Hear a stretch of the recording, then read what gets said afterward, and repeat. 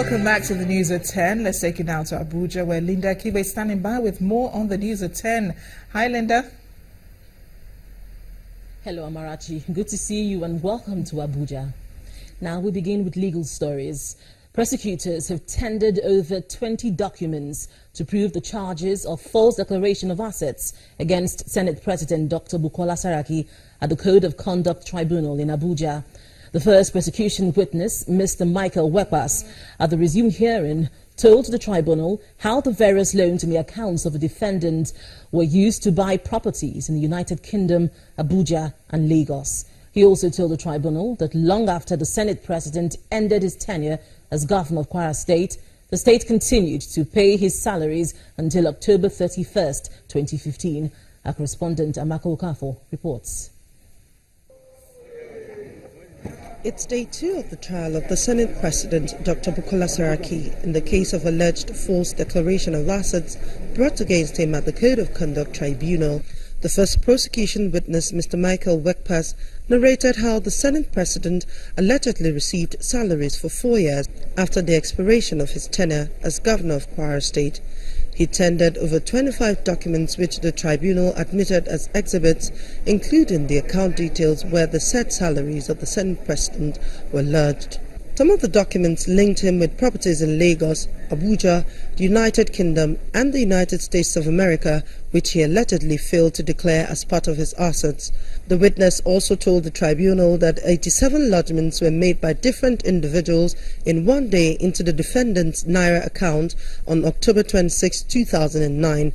The payments, he alleged, were made to pay back the loans collected from the bank. On the likely reason for the different lodgements, the witness said it might not be unconnected with the Money Laundering Act, which prohibits single heavy lodgements, hence the monies were deposited in several trenches.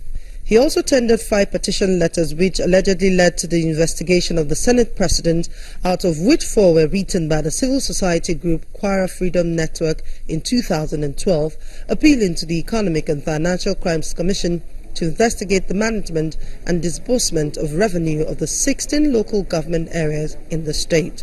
Other documents tendered were telex transfer documents used for the transfer of funds to his various accounts, the Corporate Affairs Commission document of all companies allegedly belonging to the Senate President, information regarding his property in the Federal Capital Territory, which was obtained from the Abuja Geographic Information System, and his various bank statements.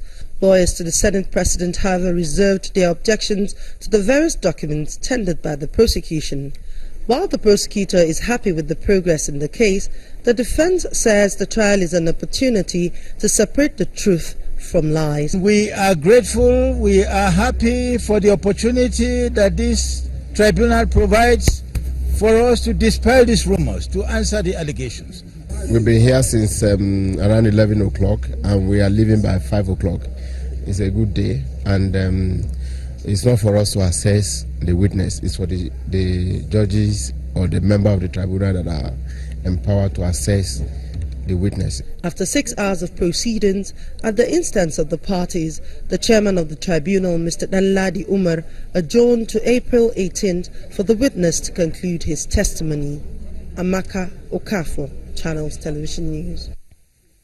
Meanwhile, an Abuja High Court has fixed 3rd of May for the trial of former National Security Advisor Colonel Sambo Dasuki, facing charges of diverting funds meant for the purchase of arms for soldiers fighting insurgency in northeast Nigeria. Justice Hussein Baba Yusuf fixed the date and directed that the prosecution allow full access to lawyers to Colonel Dasuki during business hours of Monday to Friday to enable them take instructions and prepare defense for their client. Lead counsel to Colonel Dasuki, Mr. Joseph Daudu, had complained that he had no information of the whereabouts of his client, except in court, prompting the judge to give the directive. The former National Security Advisor, Colonel Sambo Dasuki, alongside 2 other accused persons, arrived at the court more than 3 hours before commencement of proceedings. At the proceedings, the prosecutor Adebisi Adeniyi pressed for the commencement of the trial, but the defense counsel, Joseph Daudu, applied for a longer adjournment of the case because they were not ready. He said the defense team had no access to the accused except in court, making it impossible for them to take instructions or prepare necessary materials for the defense. He also drew the court's attention to an application earlier filed for stay of proceedings by the court, pending the determination of a similar matter at the appeal court.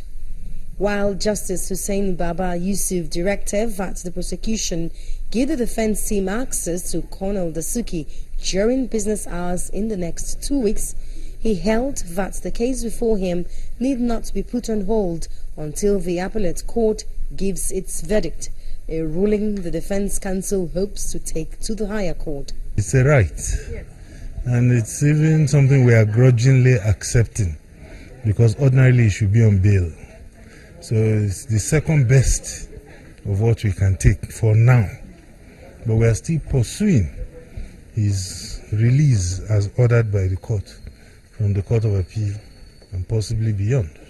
So we still have the opportunity to ask the Court of Appeal to stay his proceedings, which we are going to do. The prosecutor also denied claims by the defense that the accused was denied access to his lawyers.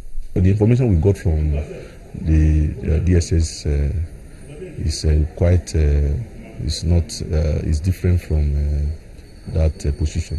That was what we told the court, that there was really nothing placed before the court that would have justified the application. Justice Hussein Baba Yusuf adjourned the case to May 3rd for the commencement of trial. Omelogo, Nadi Channels Television News.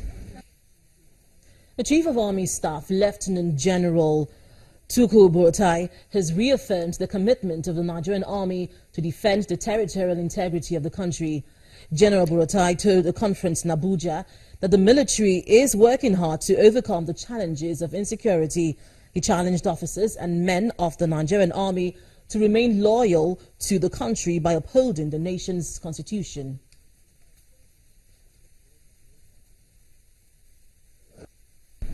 Troops have continued to fight the insurgency with the invigorated spirit and in a very professional manner.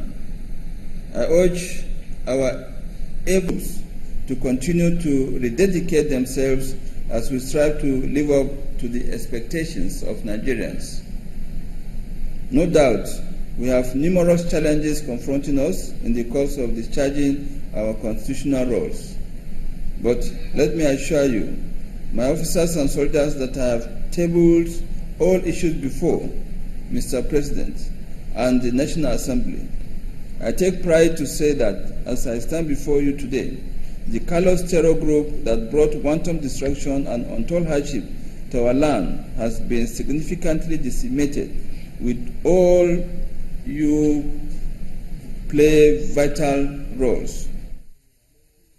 Global rights group Amnesty International has called for the abolition of the death penalty in Nigeria.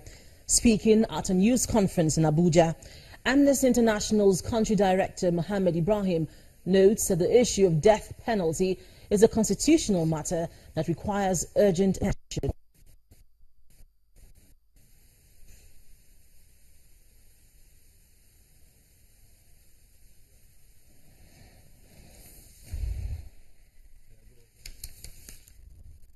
I went to Gallo to be executed along with 4 others. While in the Gallo room, they hang 1 person, hang 2, hang 3, hang 4, waiting for my turn before they said no. He was condemned to death by a firing squad, but the army did not execute him. Let's take him back to his cell. They dragged it, the prison staff said, no, nobody come into the Gallo and come out alive. People who fool the prison today, because they don't have money to call lawyer, they have nobody to ask of them. That is why those number is being mentioned in death row. That is what Thank God Ebos had to go through for 19 years. Well, thanks to Amnesty International, he's no longer on death row, but picking up the pieces of his life. The need for Nigeria and other countries with laws prescribing death penalty for some offenses to have a rethink is what informed this gathering put together by Amnesty International. Amnesty International Nigeria is worried with the growing number of state assemblies passing bills imposing death penalty for kidnapping and related offenses. There are currently about 10 states in Nigeria which have either passed a bill in their assemblies imposing the death penalty for kidnapping or are in the process of passing such bills. But what is Nigeria's justice system like at the moment? An aide to the Minister of Justice gives the federal government's position on the matter. Nigeria is certainly moving towards the reformist philosophy of administration of criminal justice. And that's why you find that in the new Act of 2015, that's the Administration of Criminal Justice Act 2015, emphasis is now placed on non-custodial punishments. So we are even moving faster from death penalty to even discourage long prison terms. Although death sentences in sub-Saharan Africa fell from 909 in 2014 to 443 in 2015, many in this hall believe that two wrongs don't make a right. The owners, however, at all levels, must join forces to reduce crimes and abolish capital punishment. And that's all from Abuja. Back to you, Amarachi. Thanks a lot, Linda. It was great to see you on the News at 10.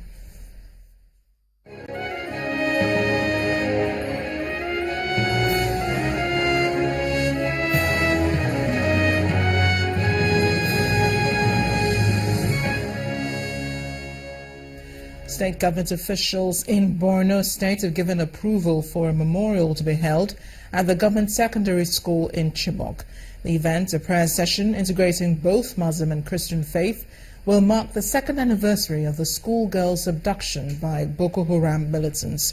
Secretary of the Parents of the Abducted Girls from Chibok Association, Lawan Zana, says the government has agreed to give parents access to the school, which is currently heavily guarded. The parents are hoping the event will draw attention to the girls, many of whom have not been seen since the night of their abduction.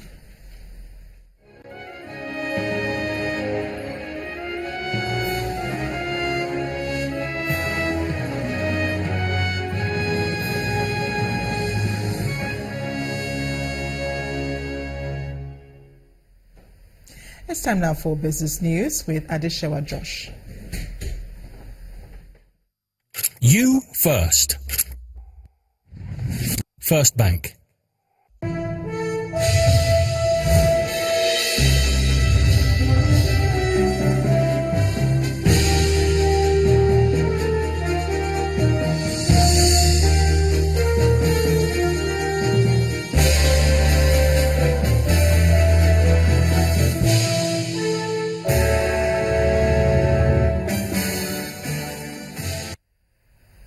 Good evening. Welcome to Business News. As the lingering petrol scarcity continues to bite hard on socio-economic activities across the country, there are concerns of its negative effects on businesses. According to the Chief Executive Officer of Coleman Wires and Cables, Mr. George Onofowoko, who spoke in an interview on Business Morning today, there is a need for provision of foreign exchange to aid the downstream oil sector to cushion the impact of fuel shortage on business activities. The Kaduna State government plans to generate over 800 billion naira worth of investments from a public-private partnership program in 2016. The investment target was disclosed by the state governor, Nasir El-Rufai, at the state's two-day investment summit holding in Kaduna. Mr. El-Rufai, who gave a breakdown of the state budget for this year, explained how the investment fund will be generated from identified sectors of Kaduna state economy. The Kaduna Investment Summit is coming at a time when the nation's macroeconomic indices are at their low points. For the host, Governor Nasir El-Rufai, actualizing the state's numerous projects requires a public-private partnership. We have 10 billion naira voted to do a rapid rail transit system for Kaduna metropolis. We are spending 2.27 billion naira to complete the computerization of our land register. Governor El Rufai explains how interested investors can partner his administration on the investment opportunities. We're expecting over 800 billion in private sector investment. So over the next 5 years, we expect to see about 1.5 trillion in public and private investments in Kaduna State. Easy. If you want to do business in Kaduna, don't go to any ministry. Don't go to the governor. Just go to KADIPA, Kaduna Investment Promotion Agency. The governor of Bauchi State, Mr. Mohammed Abubakar, as well as Kebbi State Governor Atiku Bagudu, who graced the summit, also gave their nods to the vision. For the economy of Nigeria to be diversified, the first stop should be to the states. And the process to commence this diversification is a process such as the one we are witnessing today. Our own local drive, the executive governors are the bearers of the major brunt of this failing should emphasize the advocacy so that we support the federal government in developing compensatory policies to begin to reduce those subsidies that are limiting development in developing countries. Kaduna State used to be known for its value chain in education, manufacturing, agriculture and textile, is seeking ways to resuscitate this heritage. And the El Rufai administration is clear on that. Zenith Bank PLC has declared a final dividend of 1 naira 55 kobo for every share of 50 kobo, bringing the total dividend for the financial year ended December 31st, 2015 to 1 naira 80 kobo. At the bank's 25th annual meeting, Zenith Bank's managing director, Mr. Peter Amangbo, said as the bank continues to do well and performance continues to improve in the face of tough business environment, dividend payouts will continue to increase. The shareholders turned out in their numbers to attend Zenith Bank's 25th annual general meeting. The bank's management and regulatory agencies are also on hand. A number of ordinary and special businesses are on the agenda, one of which is the adoption of the audited accounts for the financial year ended December 31st, 2015, which shows, among other figures, an increase of 6.8% in the bank's profit after tax, from 92.48 billion naira in 2014 to 98.78 billion naira in 2015. Everyone seems happy with the bank's performance. Shareholders in Nigeria will be able to attest to this that we are very happy with Zenith Bank. I wish I had all my eggs in one basket. I will be more happy today.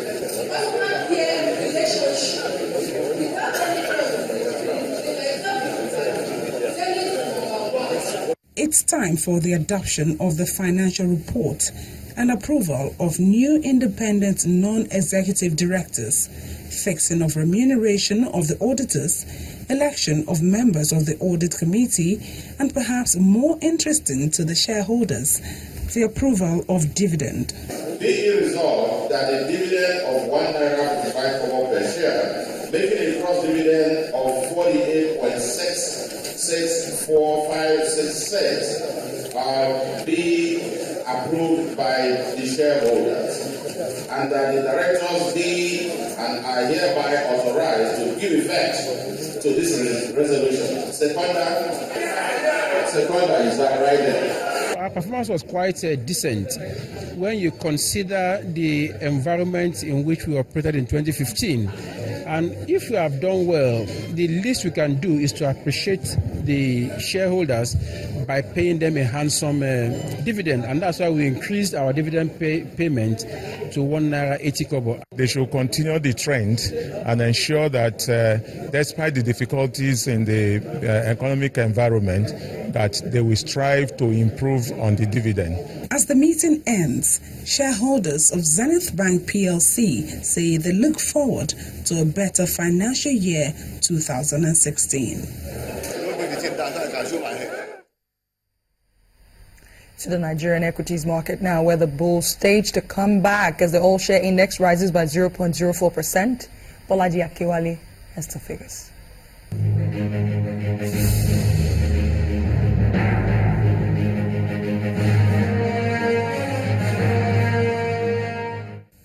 Welcome to the Stock Market Report. Investors traded a volume of 202.9 million shares at the value of 885.6 million naira in 3,320 deals. The all-share index gained 0.04%, closing at 25,464.94, and the market's capitalization at 8.7 trillion naira. On the gainers table, E-Transact led with 9.86%. It came ahead of Champions Brewers and Tiger Brands with 8.77% and 7.76%. Meanwhile, Portland Paints topped the decliners table with 9.54% drop from its share price. Brewer stock, Nigerian Brewers, recorded the highest units of shares at 39.1 million. And that's a wrap on the Stock Market Report. I am Bolaji Akinwale.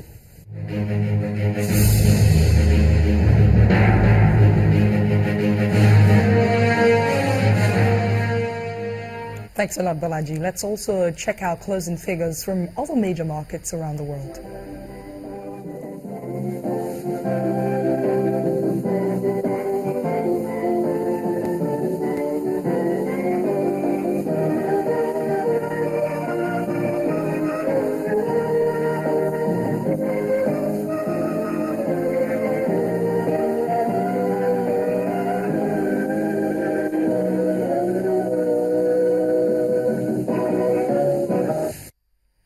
That's Business News Tonight. The news at 10 continues in a moment. I am Adeshewa Josh. You first.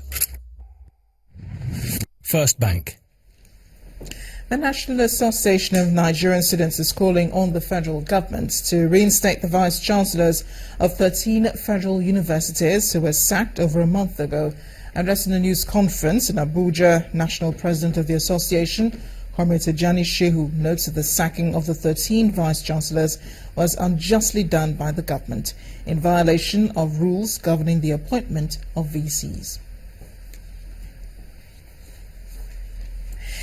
Still ahead on the news at 10, Swiss police raid UEFA headquarters for information about alleged contract signed by current FIFA president Gianni Infantino.